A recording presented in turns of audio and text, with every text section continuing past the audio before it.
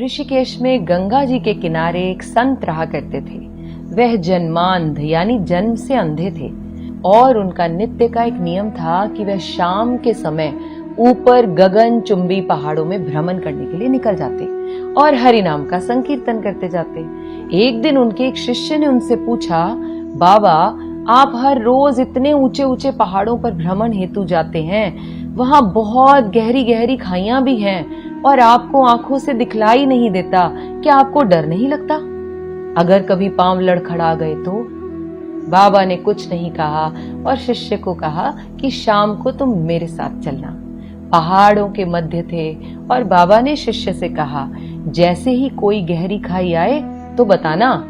दोनों चलते रहे और जैसे ही गहरी खाई आई, शिष्य ने बताया कि बाबा गहरी खाई आ चुकी है।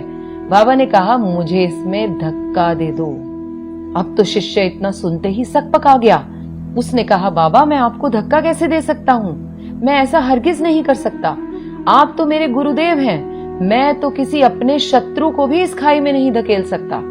बाबा ने फिर कहा, मैं कहता हूँ कि मुझे इस खाई में धक्का दे दो। यह मेरी आज्ञा है और मेरी आज्ञा की अवहेलना करोगे तो नर्कगामी होगे। शिष्य ने कहा, बाबा मैं नर्क भोग लूंगा, मगर आपको हरगिज इस खाई में धक्का नहीं दे सकता, नहीं धकेल सकता मैं आपको इस खाई में। तब बाबा ने शिष्य से कहा, रे नादान बालक, जब तुझ जैसा एक साधारण प्राणी मुझे खाई में नहीं धकेल सकता तो बता मेरा मालिक भला मुझे कैसे खाई में गिरने देगा? उसे तो सिर्फ गिरे हुओं को उबारना आता है, गिरे हुओं को उठाना आता है। वह कभी भी किसी को गिरने नहीं देता।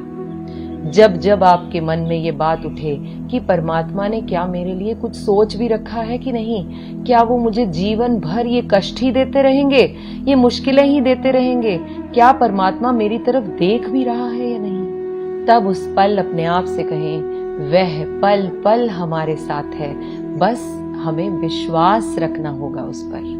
मेरी हैसियत से ज्यादा मेरी थाली में तूने परोसा है, तू लाख मुश्किलें भी दे दे मालिक, मुझे तुझ पर भरोसा है।